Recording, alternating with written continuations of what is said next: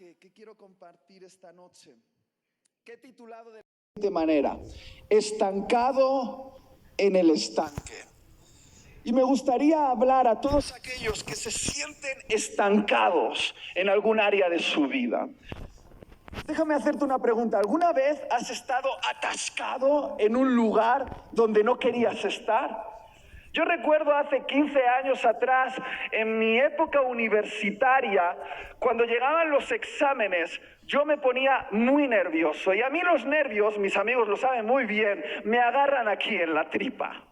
Y yo no sé si entiendes lo que quiero decir, pero se me revuelve todo y empieza una tormenta aquí adentro. Y recuerdo que era época de exámenes, yo había salido de un examen, estaba nervioso, tenía una tormenta aquí dentro y todavía quedaban unas clases, pero dije, no, yo voy a huir porque tengo no lo voy a decir, tengo un zorrillo ahí.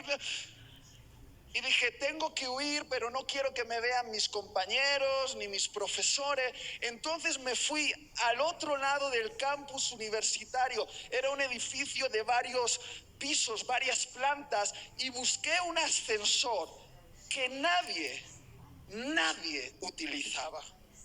Me metí en ese ascensor y de repente yo estaba ahí y me vino el apretón. Y yo soy de los que dicen, más vale perder un amigo que perder una tripa. Y lo saqué, hermano. Esto para Satanás, y ahí lo dejé. Y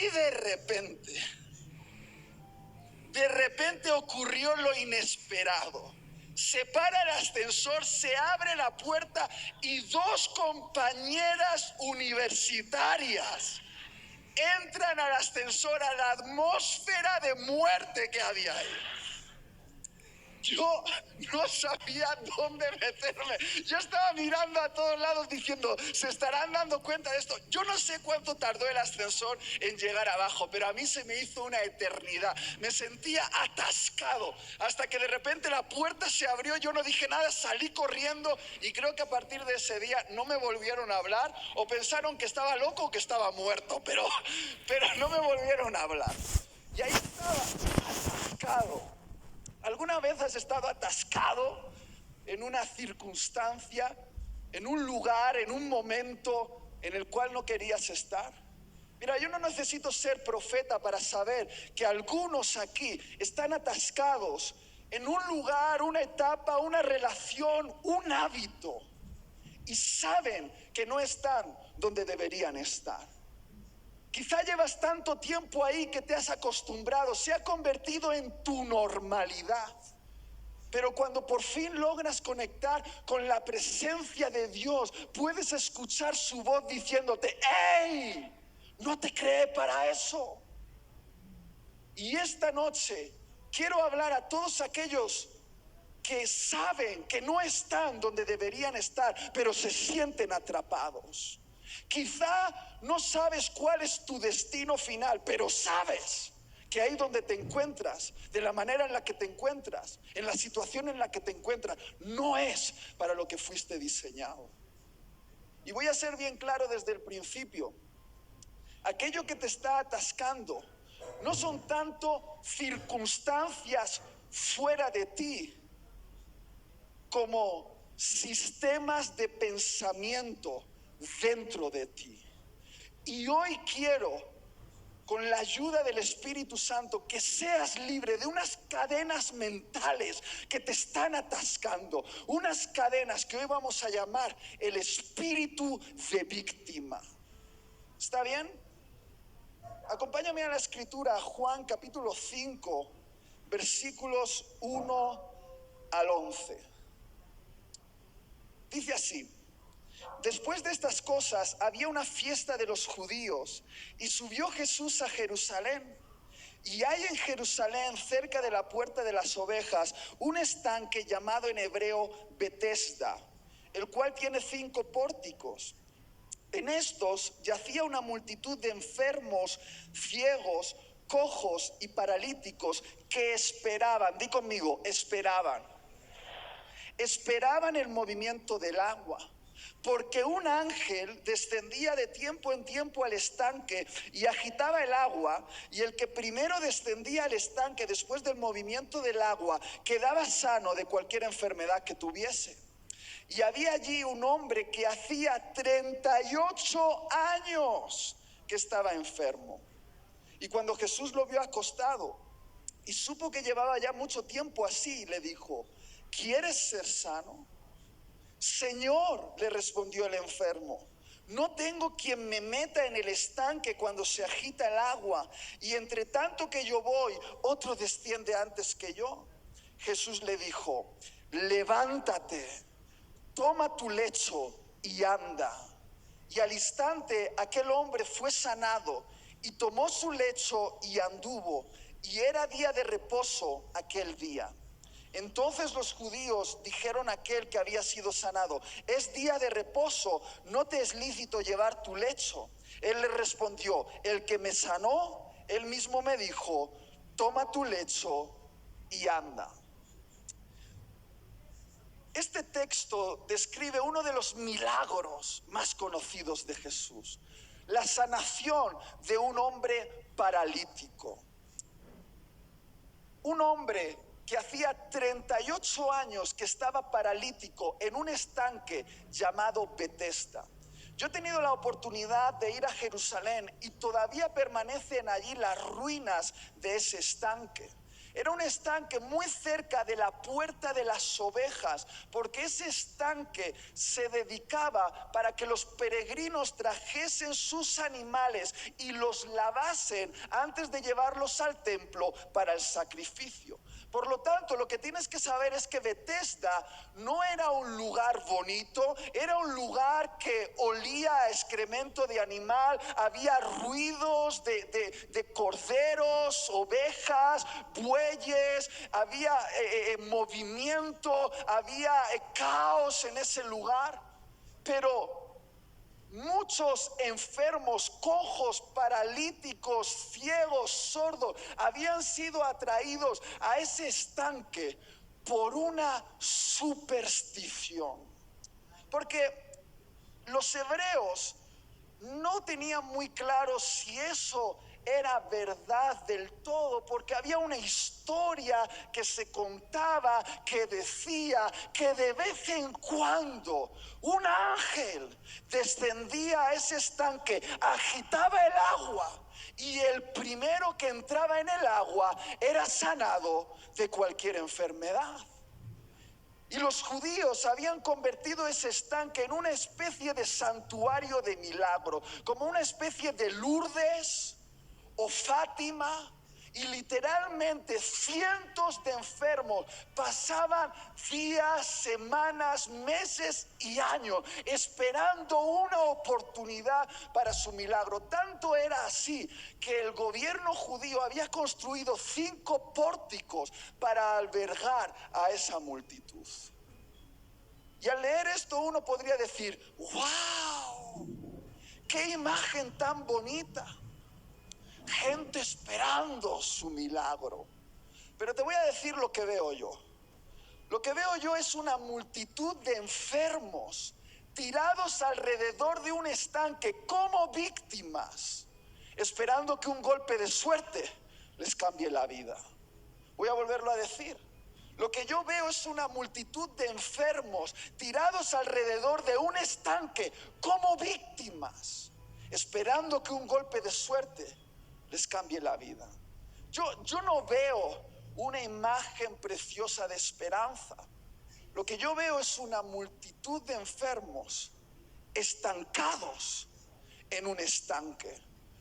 De hecho, la historia nos habla acerca de un hombre que llevaba en ese estanque 38 años esperando su milagro. No 1, no 2, no 3, 38 años estancado en ese estanque. Y yo me imagino que cuando llevas 38 años en un mismo lugar, pues tú ya tienes tu historia ahí, ¿verdad? Probablemente la gente le conocían y le llamaban el para, o quizá le llamaban el tico. Y siempre que venía un nuevo enfermo al estanque le decía, vete a hablar con el tico, que él te va a explicar la historia del estanque y te va a contar esa historia de aquel que supuestamente se sanó y cómo ocurrió. Y probablemente el tico tenía un lugar en ese estanque, y entre los mediocres, entre los enfermos, él era un histórico. Y ahí estaba. Ahora, me llama la atención el nombre de ese estanque, porque nada en la Biblia es casual. Ese nombre es un nombre en arameo, Betesda, que traducido al español significa casa de misericordia. Y queridos hermanos, no puedo evitar pensar en una comparación con la iglesia, porque ¿qué es la iglesia sino una casa de misericordia? ¿Sí o no? Y sorprendentemente a veces la iglesia se parece demasiado a ese estanque, con una multitud de gente esperando durante años, sentados en una silla domingo tras domingo, esperando a que un agua mágica se agite por un ángel y su vida cambie milagrosamente. Ahora, te sorprendería saber cuántos cristianos conozco que viven su vida cristiana de esta manera, esperando que un golpe de suerte les cambie la vida, esperando que un milagro les solucione el problema que tienen en su familia, esperando una bendición especial que caiga del cielo y les saque de su estado de pobreza, esperando la unción de algún gran ungido que les haga perder los 10 kilos de más que tienen en el cuerpo, esperando la profecía de aquel profeta que les diga lo que tienen que hacer con su vida, esperando. ¿Sabes qué tipo de gente es esa? Gente con una superstición. Gente que dice, un día ocurrirá algo mágico y mi vida será diferente. Quizá lo que tú llamas fe no es más que una versión religiosa de superstición. Porque seamos honestos, los hispanos, los latinos y españoles, somos bien supersticiosos, ¿verdad? Nos agarramos siempre a cosas mágicas. Y ya llevo unos años en la iglesia para darme cuenta de las supersticiones que tenemos aquí dentro. ¿Cuántas veces he bajado del escenario y se ha acercado la hermanita y me ha dicho, pastor, ore por mí, que a usted Dios sí le escucha?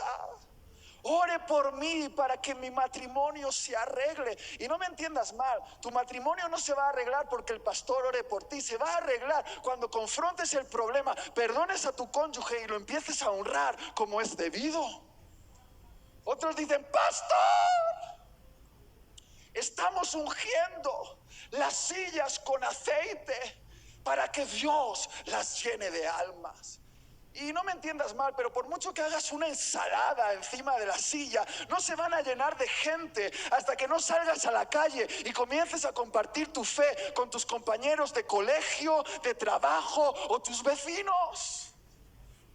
Otros me dicen, pastor, declaro 3 veces al día desde el sillón de mi casa, soy próspero, soy próspero, soy próspero. Y entiéndeme, si quieres ser próspero, hazte un currículum y sal a la calle a buscar trabajo o monta un negocio y ten valor de emprender algo. Otros me dicen, pastor, estoy ayunando porque le he pedido un deseo a Dios y no voy a parar hasta que me conceda el deseo. Y yo soy un defensor del ayuno, pero entiéndeme, la última vez que yo leí acerca del ayuno en la Biblia no era como para condicionar a Dios y negociar con Él para que cumpla tus deseos. Tenía más bien que ver con doblegar tu carne y hacerte más sensible a la voz del Espíritu Santo. Y estas supersticiones religiosas están entre nosotros. ¿Y sabes lo que crean? Un cristianismo sin responsabilidad. Un cristianismo sin responsabilidad. Tú quieres que Jesús te dé un resultado, Pero a Jesús le encanta darte una responsabilidad. Tú le dices: Jesús, mejora mi salud. Y Dios te dice: está bien, empieza a comer mejor. Cuida tu dieta, haz ejercicio. Y esta noche he venido a hablar a los paralíticos del alma, porque quiero que me entiendas bien. Creo que sabéis aquí lo horroroso que es una parálisis en el cuerpo. Es algo horroroso. Pero sin duda, el destino de mucha más gente ha sido destruido por la parálisis en el alma. Esa es la parálisis más peligrosa que existe, la parálisis aquí dentro. Y hay gente que está paralizada, está estancada en el mismo hábito, en el mismo problema, en la misma religión, y se sientan domingo tras domingo en esa silla esperando que algo ocurra. Y te voy a decir una cosa: hay algo peor que morir completamente, y es vivir a medias. Saber que has sido creado para volar y andar arrastrándote por la vida. Vivir una vida inferior para la cual Dios te diseñó, y estar ahí esperando y viendo cómo todas las oportunidades de Dios se te escapan. Y quiero ser bien claro contigo esta noche. Tu vida no va a cambiar por mucho que esperes en la casa de misericordia hasta que no tengas un encuentro directo con el misericordioso. Queridos, tu vida no va a cambiar cuando se agite el agua por un ángel. Tu vida va a cambiar cuando escuches una voz que te va a hablar con autoridad y la obedezcas. Y es la voz de Jesús. Y tengo una gran noticia para ti: hay alguien que ha venido a este estanque, y no es un ángel que va a agitar el agua, es Jesús que va a agitar tu alma con una palabra que si la obedeces comenzará el cambio. Porque, queridos, ¿no te has dado cuenta que en el Evangelio, siempre que Jesús hacía un milagro, esperaba la interacción de aquella persona que recibía el milagro? ¿Por qué? Porque a Jesús le encanta hacer lo imposible siempre y cuando nosotros hagamos lo posible. Y Él compromete su poder con aquellos que dan pasos de fe, pasos de obediencia, pasos. Yo quiero hablarte de 3 pasos. Que estés estancado en cualquier área de tu vida, 3 pasos que si hoy te atreves a dar con fe, puede comenzar el cambio. ¿Estás listo para esto, sí o no? Presta atención, toma apunte. El primer paso es: tienes que decidir si de verdad quieres salir del estanque. Di conmigo: tengo que decidir si de verdad quiero salir del estanque. Jesús le pregunta: ¿quieres ser sano? Ahora, ¿no te parece una pregunta extraña? ¿Qué digo? ¿No te parece una pregunta ofensiva para alguien que lleva 38 años esperando su milagro en el estanque? Preguntarle: ¿quieres ser sano? Pero me he dado cuenta de que Jesús no hace preguntas al azar. Jesús es experto en hacer preguntas que revelan los secretos de nuestro corazón. Jesús le preguntó: ¿quieres ser sano? ¿De verdad lo quieres? Porque Jesús sabe que no todos los enfermos quieren sanarse. Es decir, no todos los estancados quieren salir del estanque. Alejandro, mira, horas y horas y horas de consejería con personas me ha demostrado que lágrimas en los ojos no significa necesariamente convicciones en el corazón. Hay muchas personas que solo quieren llorar su pena, pero no quieren tomar las decisiones que cambiarían sus vidas. Y Jesús lo sabe muy bien. Jesús sabe que no todo el mundo quiere cambiar. Por eso le preguntó al enfermo, y te pregunta a ti esta noche: ¿de verdad quieres cambiar? ¿De verdad quieres cambiar? Porque seamos honestos, el estancamiento, aunque es mediocre, es cómodo. Y hay gente que prefiere la comodidad de una vida mediocre que la incomodidad de una vida nueva. Hay gente tan aferrada a un problema viejo que no tiene manos para agarrar una solución nueva. ¿Sabes cómo se llama eso? Abrazar la pena. Y hay mucha gente que abraza su pena, que las quieres invitar a comer a casa y casi te dan ganas de poner un plato más en la mesa para sus problemas. Porque siempre que tienes una conversación con ellos, todo gira alrededor de sus problemas. Han hecho de sus penas su identidad. Y Jesús lo sabe. Jesús sabe que no todos quieren salir del estanque. Porque muchas veces tenemos el síndrome del mendigo. ¿Tú has visto los mendigos? Cómo no tienen muchas cosas, ¿verdad? Pero son bien posesivos con las pocas cosas que tienen. Normalmente se buscan un lugar en algún vertedero, debajo de un puente, un cartoncito para prepararse su lugar donde dormir, esta mantita bonita, y están ahí y se echan. Y yo siempre he tenido la tendencia de dar limosna porque creo que es algo que tenemos que hacer, pero me sorprendió una conversación que tuve con una asistente social que se dedicaba a liberar a las personas de la pobreza. Me confrontó cuando yo di una limosna a un mendigo porque me dijo: Itiel, ¿no te das cuenta que la mendicidad no es tanto pobreza económica como pobreza mental? Mientras tú le des una monedita que les ayude a sobrevivir, probablemente no tomarán las decisiones que les podrían ayudar a comenzar a vivir. Y me habló acerca de que es mejor invertir en procesos para liberarlos. Y me dijo que a muchos a los que se les ofrecía entrar en ese proceso, lo rechazaban. Y me decía: Itiel, hay algunos que prefieren la comodidad de su cartón que la incomodidad de una nueva responsabilidad. Y todos tenemos un poquito de mendigo, ¿verdad? Todos tenemos nuestro cartón. Ese cartón son cosas a las que nos agarramos. Quizá una relación de supervivencia, un hábito de supervivencia, un trabajo de supervivencia, una actitud de supervivencia, y decimos: este es mi cartón. No es gran cosa, pero es mío. Y te ofrecen el cambio y dices: no, más vale lo malo conocido que lo bueno por conocer. Y nos agarramos al cartón, nos echamos sobre él y decimos: que aquí nadie entre. Y Jesús sabe que es fácil abrazar nuestra pena. Jesús sabe que es fácil hacerse dependiente de nuestro cartón.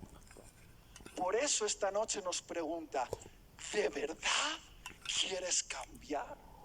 ¿Estás dispuesto a soltar tu cartón para agarrar una responsabilidad? ¿Estás dispuesto a soltar la comodidad de una vida vieja para agarrar la incomodidad de una vida nueva?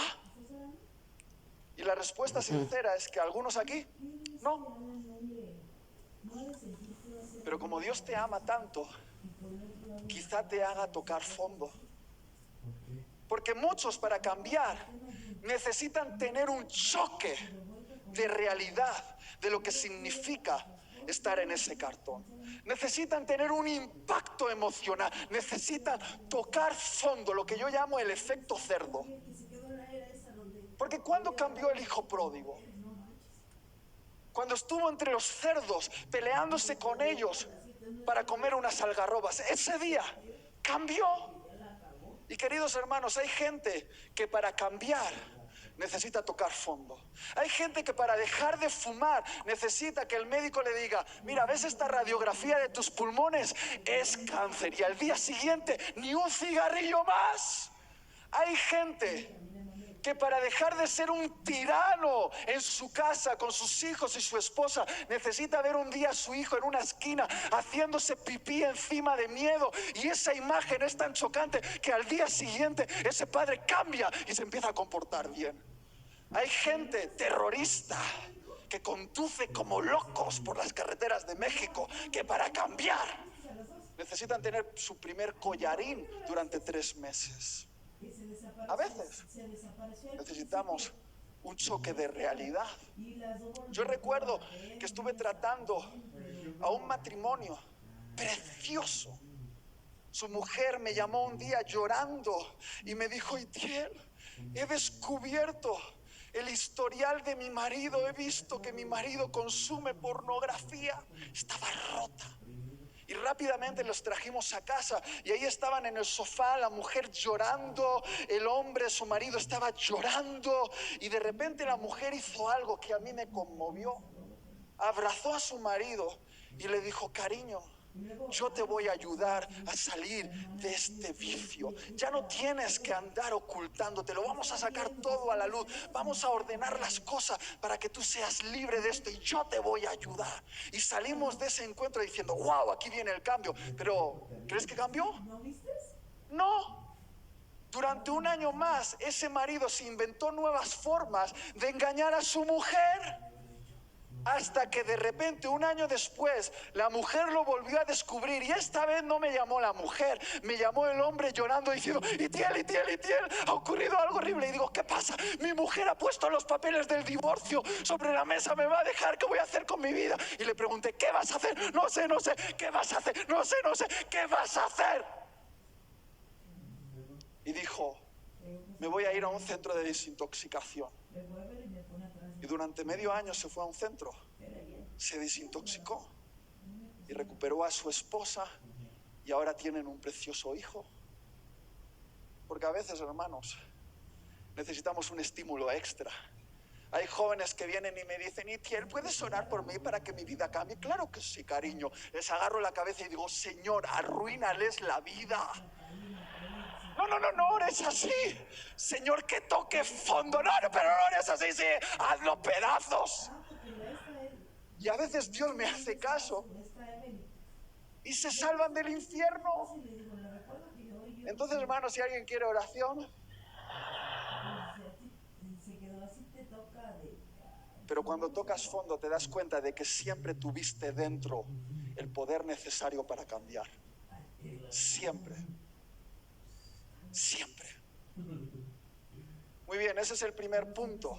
Son solo 3, vamos rápido, vamos al segundo. Tienes que renunciar a la mentalidad de víctima. Di conmigo: tengo que renunciar a la mentalidad de víctima. Jesús le preguntó: ¿quieres ser sano?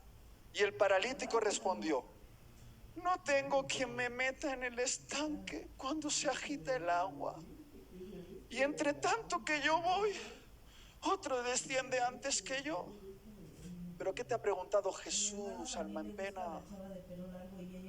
¿Te ha preguntado por qué no eres sano? No, te ha preguntado: ¿quieres ser sano? Pero la respuesta del paralítico demuestra que su mayor parálisis no estaba en el cuerpo, sino en su mente. Él dijo: no tengo quien me meta en el estanque cuando se agita el agua, y entre tanto que yo voy, otro desciende antes que yo. Es decir, nadie me ayuda y otros me lo impiden. Nadie me ayuda y otros me lo impiden. En resumen, estoy así por la culpa de otros. ¿No te suena muy familiar a lo típico que la gente dice en las consejerías? No, yo sí tengo este problema, pero mi papá. No, ese otro pastor. No, mi vecino. ¿Sabes cómo se llama el echar la culpa a otros por lo que te pasa? Mentalidad de víctima. El víctima es el que cree que otro es culpable de sus circunstancias. Pero, queridos hermanos, esto de echar la culpa de tu situación a otros es tan viejo como la raza humana. Porque cuando Adán y Eva pecaron y Dios se presentó delante de ellos y le dijo: Adán, ¿qué has hecho? Adán dijo: no, la mujer que tú me diste me sedujo y por eso comí la fruta. Dios fue donde Eva y le dijo: Eva, ¿pero qué has hecho? La serpiente, Dios, que tú dejaste entrar en este lugar, me engañó y por eso comí del fruto. En resumen, lo que Adán y Eva estaban diciendo: si alguien tiene la culpa aquí, eres tú, Dios. Algunos se preguntan: ¿por qué Dios, si es tan misericordioso, no perdonó a Adán y Eva y los dejó permanecer en el huerto del Edén? Muy sencillo, yo he leído un montón de veces ese capítulo y en ningún momento Adán y Eva piden perdón.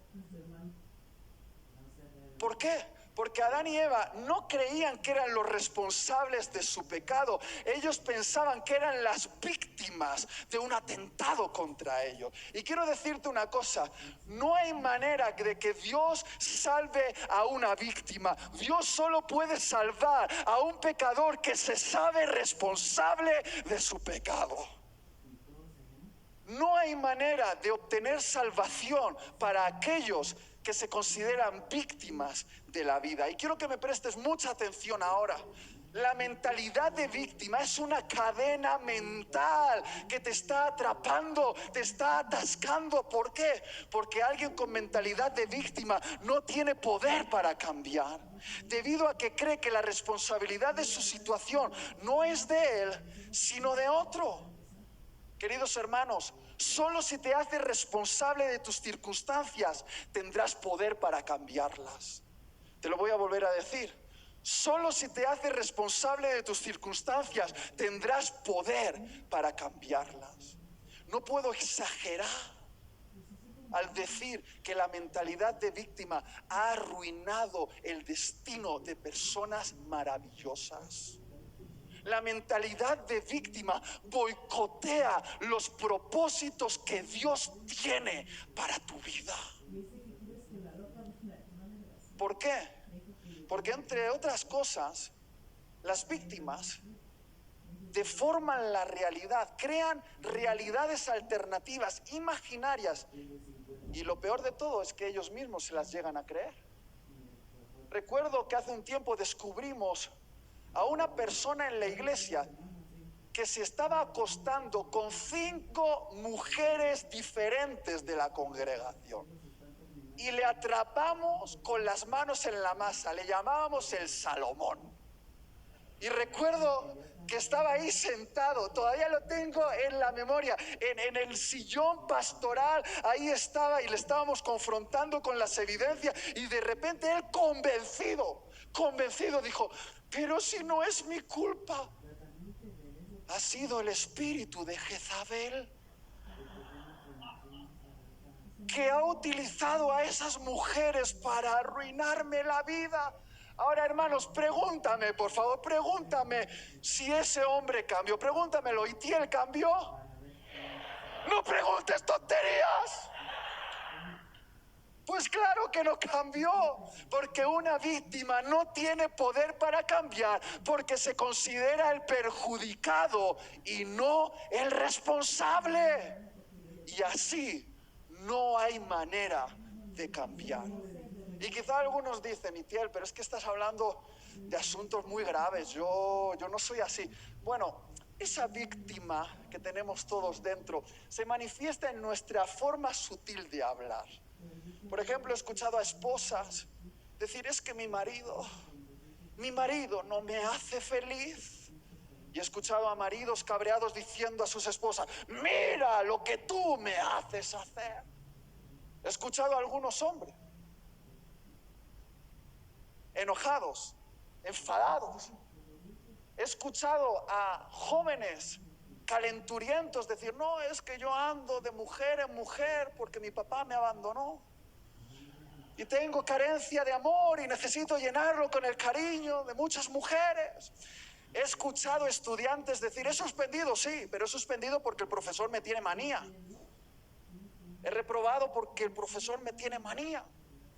Otros dicen: No, es que yo no progreso en mi trabajo porque tengo a un bruto de jefe y no me entiende y no me promociona. Incluso he escuchado a gente abandonar iglesias diciendo, me he ido de esa iglesia porque me he divorciado de mi mujer porque el pastor nunca me llamó por teléfono. Y si todo eso no es suficiente, sí, es la foto del último. Siempre puedes echar la culpa a tu nacionalidad. Oh, es que soy latino, latino por aquí, latino para allá. O al gobierno, no el de izquierda, no el de derecha, no el del centro, no el de para adentro.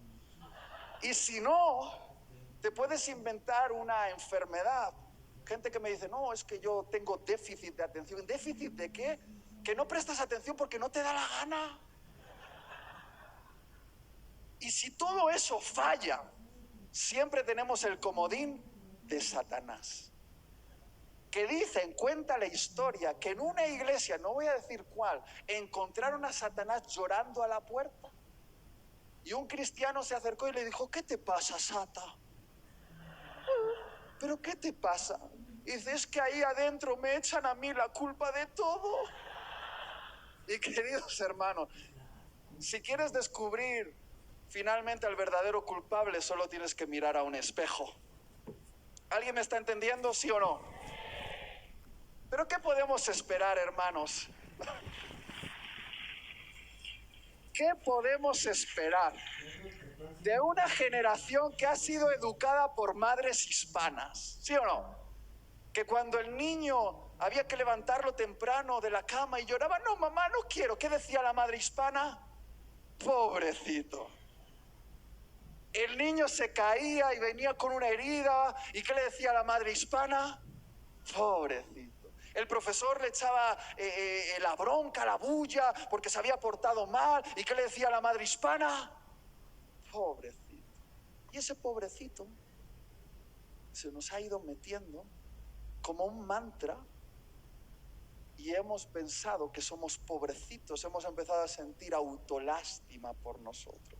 Y ahí estamos. ¡Mira mi herida! ¡Mírala! ¡Me duele! Hermano, ocurrió hace 10 años. ¡No! Y se lamen las heridas. Y de tanto lamerlas, no hay manera de que cierren. ¡Pobre de mí! ¿Alguien me puede ayudar al piano, por favor? Y yo no quiero de ninguna manera menospreciar tu dolor. Yo sé que algunos aquí habéis vivido situaciones muy difíciles en la vida. ¿Está bien? Pero hoy tenemos que liberarnos de las cadenas de ese espíritu de víctima. Y hay alguien que nos demostró cómo se viven las cruces de la vida. Y ese es Jesús. Nos cuesta el Evangelio que un día Jesús le dijo a sus discípulos, queridos discípulos, llega mi hora. Me toca ir a la cruz. Me van a desnudar, me van a clavar y voy a morir en una cruz. Y dice la Biblia que Pedro se acercó a Jesús y le dijo, Jesús, no, que jamás te acontezca eso. Y le dice esta frase, ten compasión de ti mismo. ¿Y qué le responde Jesús a Pedro? Apártate de mí, Satanás, porque tú no ves las cosas desde la perspectiva de Dios, tú ves las cosas desde una perspectiva meramente humana. ¿Qué estaba diciendo Jesús a Pedro? ¿Y qué nos está diciendo a todos nosotros? Que el victimismo, la autolástima, la autocompasión está inflamada por el mismo infierno. Boicotea los propósitos de Dios en nuestra vida. Porque ¿qué hubiese pasado si Jesús hubiese tenido compasión de sí mismo? Que no hubiese ido a la cruz. ¿Y qué hubiese pasado entonces? Que todos nosotros estaríamos perdidos. Y queridos hermanos, Jesús nos enseña a llevar las cruces de nuestra vida de una manera diferente.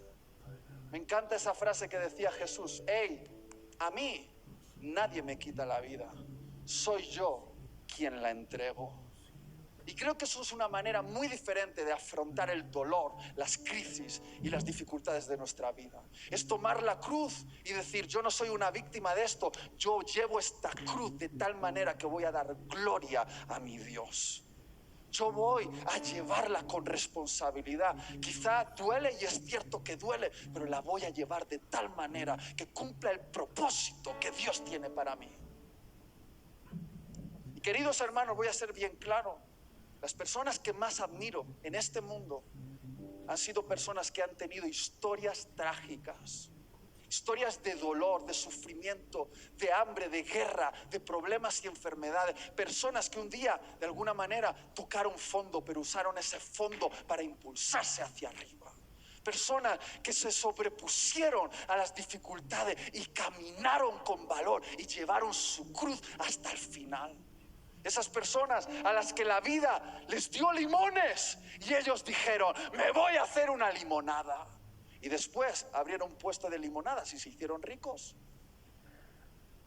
Y lo que te quiero decir, hermano, es que se vale llorar.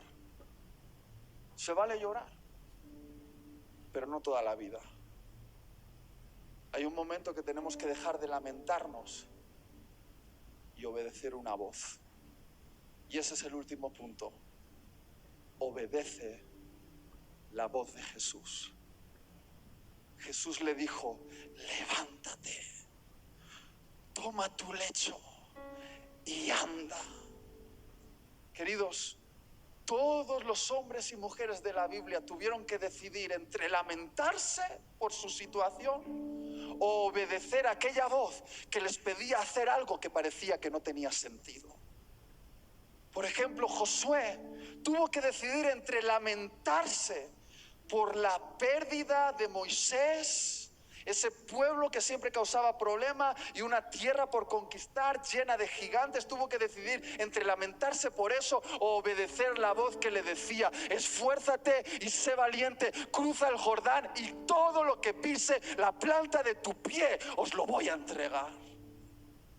Ruth tuvo que elegir entre lamentarse por la pérdida de su marido, una suegra amargada, y ser vituperada por un pueblo racista como los judíos, que eran muy racistas con los extranjeros. Tuvo que decidir entre lamentarse por eso o obedecer la voz que le decía: vístete, sal al campo y recoge espigas, porque estoy a punto de redimirte a ti, redimir a tu familia, y de tu descendencia nacerán reyes.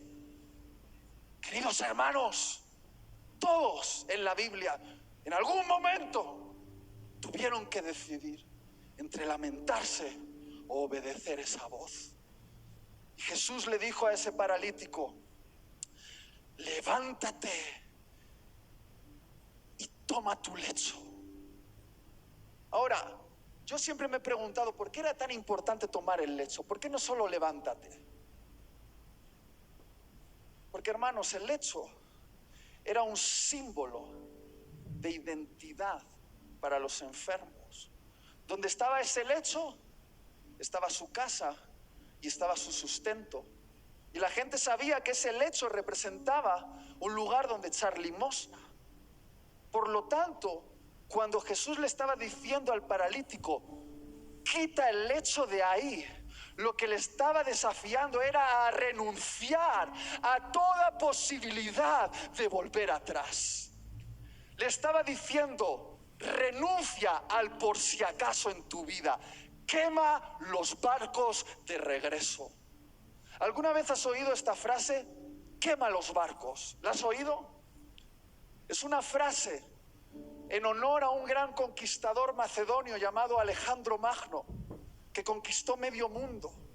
Y cuando llegó a las costas de los persas, con un ejército pequeño en comparación con el persa que les triplicaba en número, sabiendo que su ejército temblaba de miedo y que tenían los barcos como posibilidad de regresar huyendo a casa, Alejandro Magno dijo: prenderle fuego a los barcos. Y mientras los barcos ardían, habló a su ejército y les dijo: si queréis regresar con vuestras familias, no tenemos otra opción. Tenemos que ganar esta guerra y regresar en los barcos de nuestros enemigos. Y queridos hermanos, a veces para ganar la guerra hay que quemar los barcos. Hay que vivir la vida sin un por si acaso, sin una posibilidad de volver atrás. Por eso tu nueva vida no comienza soñando con ella, no comienza declarándola, comienza con un acto incendiario. Tienes que quemar tu lecho, tienes que quemarlo, porque cuando lo quemas, entonces ya solo te queda tirar para adelante. Y estos lechos a veces no son cosas malas necesariamente, pero son símbolos de tu pasado. Recuerdo un heavy que se convirtió, tuvo un encuentro con Jesús radical. Él escuchaba música satánica y Dios le liberó de un montón de demonios. Y este tipo tenía un pelo, Alejandro, la envidia de todas las mujeres. Un pelo largo, Dios. Y un día se metió en el baño y con unas tijeras hizo un atentado terrorista contra su cabello. Se lo puso así y vino a la iglesia y todos le vimos y le dijimos: ¿pero qué has hecho? Me he cortado el cabello. Pero hermano, tú sabes que el cabello no es pecado. Lo sé, pero ese cabello era un símbolo de mi pasado. Representaba lo que yo era entonces, pero ya no soy. Y al cortármelo he renunciado a la vieja vida porque ahora tengo una nueva. Y hay veces, queridos, que tenemos que quemar algo. Un contacto en el teléfono móvil, una aplicación en nuestro smartphone. Tenemos que coger esa caja que está oculta en un cajón con recuerdos del pasado y tenemos que quemarla. Tenemos que salir de ese trabajo que nos está oprimiendo. Tenemos que quitar ese hábito, quitar el ordenador o la televisión de la habitación. Tenemos que quemar algo. Tenemos que renunciar a algo, porque es el comienzo del cambio. Y tú dices: está bien, yo voy entregando poquito a poco mi lecho y que Jesús me vaya dando la nueva vida. Pero no, tú quieres un intercambio seguro. Jesús quiere un paso de fe. Jesús quiere que sueltes tu lecho, incluso antes de ver el futuro que viene. Jesús quiere que obedezcas incluso aunque no entiendas, aunque no veas. Por eso le dijo, y con esto termino: anda. Y parece sencillo, pero si llevas 38 años sin andar, yo le diría: bueno, Jesús, ¿cómo? ¿Cómo se hace eso? Y por cierto, ¿dónde quieres que vaya? Pero ¿no te has dado cuenta de que Jesús no es un Dios de muchos detalles? Es un Dios que da palabras, órdenes concretas. Tú quieres el plan para los próximos 5 años de tu futuro y Dios solo te da una palabra. Te dice: anda. Dice: no, pero no es suficiente detalle, y Dios te dice: anda. Pero es que no sé cómo hacerlo, y Dios te dice: anda. Y si obedeces, Jesús se compromete a acompañarte con su poder. Porque, queridos hermanos, lo que mantuvo de pie a ese paralítico no fueron los músculos lisiados de sus piernas. Lo que le mantuvo de pie fue la palabra de Jesús. Literalmente, Él no caminó sobre sus piernas, Él caminó sobre la palabra de Jesús. Y hay veces que tenemos que caminar sobre una palabra, con músculos lisiados, con matrimonios medio rotos, con situaciones difíciles, pero una palabra nos puede mantener de pie. ¿Y cuál es la palabra que Jesús te ha dado? Porque tienes una palabra. Quizá no la has escuchado hoy, quizá fue hace un mes o hace un año o hace 10, pero sabes que es la palabra. Quizá te dijo: perdona. Y tú dices: no sé cómo hacerlo. Y te dijo: perdona. Quizá te dijo: sal de ahí. O te dijo: quédate. Quizá te dijo: emprende.